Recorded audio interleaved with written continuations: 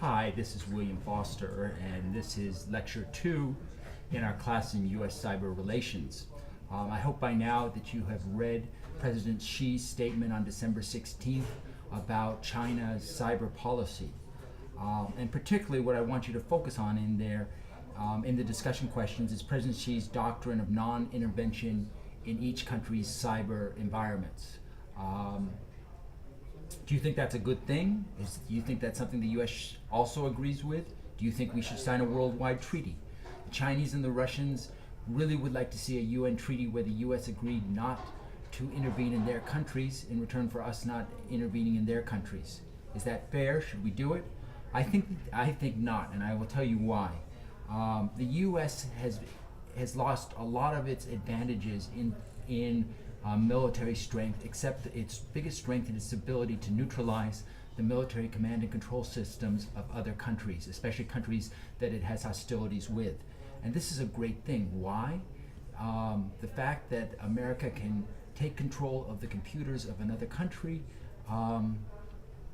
makes it very unlikely that country will actually go to war with the United States. In the case of the U.S., I would argue that back in 2013, the U.S. Let's see what I would say. The U.S. was actually able to attack Chinese computers and put remote procedure calls in there.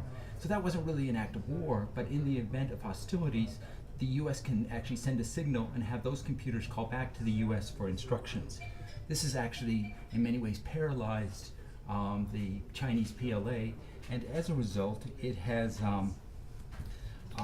in many ways prevented the escalation of conflict in the South China Sea. Many people in the People's Liberation Army desperately want the U.S. out of the China Sea, and but the U.S. hasn't left, and the reason why there has not been an escalation of hostilities is that the Chinese PLA is fully aware that the U.S. can shut down its military control, the Chinese military command and control system, in the event of hostilities. So I would argue that actually America's ability to go in and penetrate Chinese cyberspace is actually preserving peace. The same thing I think would also be true of Russia as well.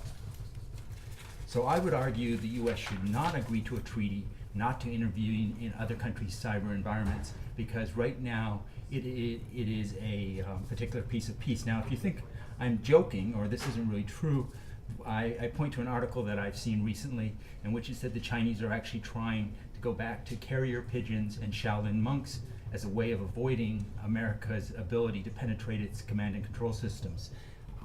This may be a joke, but I think the point of the joke is that basically America has the white hat hackers and the knowledge of the electronics equipment that no one else in the world has, and that is a big guaranteer of world peace. This is William Foster. Thank you very much. I look forward to your papers next Friday or next weekend. I'm looking for a one-page paper on how you think the U.S. should respond to President Xi's speech. Thank you very much.